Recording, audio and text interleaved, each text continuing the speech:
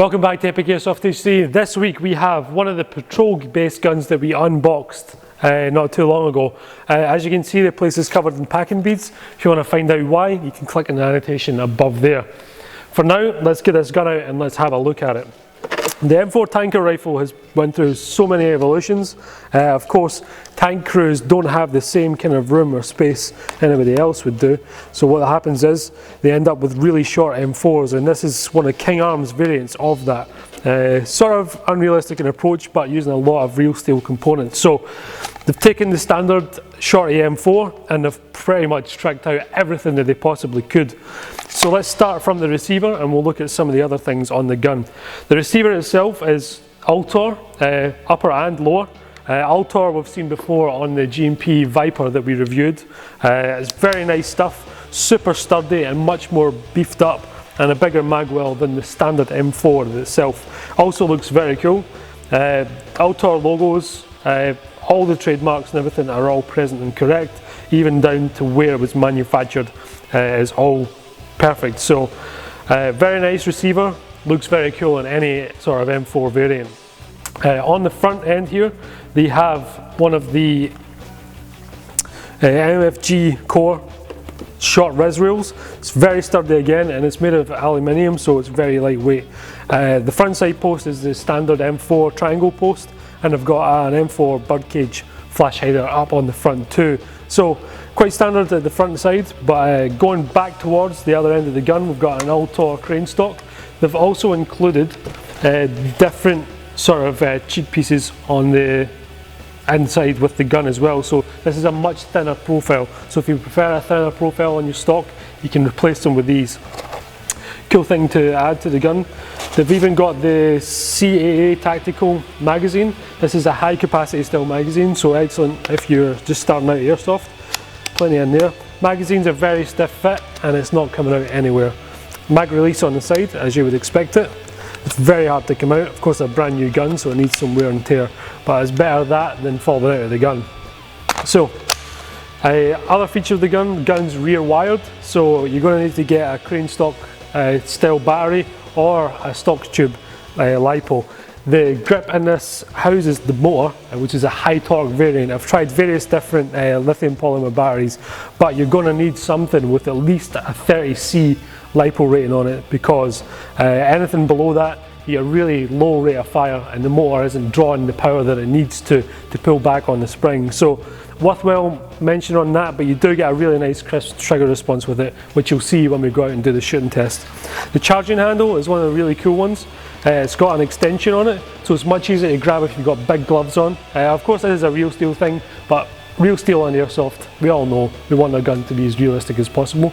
You get the fold up front sight here, flip up sorry, is actually adjustable as well for elevation and windage. I'll demonstrate this charging handle as well. Pull it back, springs back, and it reveals your hop up unit as well. The bolt catch release here actually is functional. Slams forward with a nice little clunk. So dust cover again, it'll fly open every single time you pull back on that. So nice little gun if you're looking for a short M4.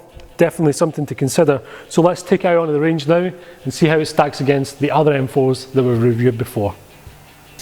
Okay, we're out here in the 30-meter range test once again. We've got 0.25 gram BBs and I'm running a 7.4 Turnigy Nanotech. I would prefer to use 11-1 in this gun, but I don't have a battery that's, you know, kind of designed specifically for this. With it being high torque, it needs a lot of power devoted to the motor, so an 11-1 would suit this gun really, really well. The motor's a wee bit screechy. I could have spent more time adjusting that, but unfortunately we don't have a lot of time here today. We've done a lot of reviews, so it's going to sound a bit screechy, but the performance is going to be thereabouts what we're looking for in the gripping. So let's go ahead and shoot the target.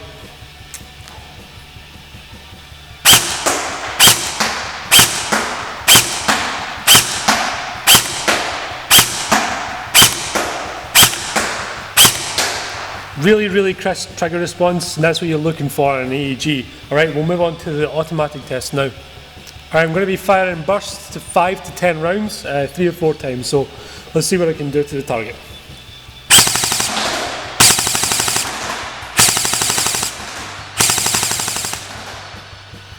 Okay, let's have a look at those. Okay, let's have a look at those targets. Semi-automatic with 0.25 gram BBs. We got quite a strange grouping. It's actually around about in a circle, so none of them actually went to the point of aim. However, still a really good grouping on there, so if you're shooting at someone at 30 meters away, you're not going to miss, because it's much less than a human-sized target. So 30 meters is a definite confirmed kill. When we switch to fully automatic, you got pretty much the same grouping, but we've got a nice cluster there. No flyers at all, which is really good to see. It's a rare occurrence that you get a gun that doesn't send a BB straight off the mark. So this gun itself, with its size and the groupings that it's getting, is going to be absolutely ideal for CQB play.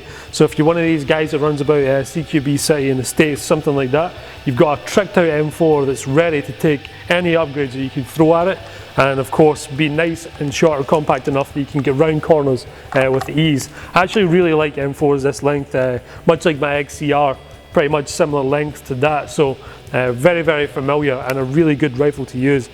Now that we know that long barrels and short barrels doesn't really make a difference in impact on accuracy, it's good to know that you've got something out here you can take out onto the field or in a CQB, and you're going to be able to get ready to rock and shoot some opponents. So, great little gun. Don't forget to check out Patrol Base. Their YouTube channel's up here. The Facebook's down there as well. We'll also put the product in the description below so you can check out the price and other features of this gun that we haven't mentioned. Actually, it's worth mentioning that if this gun, any gun that's running hot on Patrol Base's website, they'll do the downgrade for £15. Or if you want to take out your gun, maybe your gun's running too hot for CQB, take it to them and they'll do the downgrade for £30, even if you didn't buy the gun from them, which is always good to know. They do all sorts of upgrades as well. I'll put links in the description below down there as well. You can go for FPS increase, anything you want, they'll do it for you. So check out the other guns that we had from Patrol Base. Was the King Arms OA, really nice gun, and of course we got the unboxing from the last time as well with all these packing beads. Also doing a kind of giveaway on patches, so don't forget to click on that, and we'll see you next week. Okay, let's have a look at those. Whoops.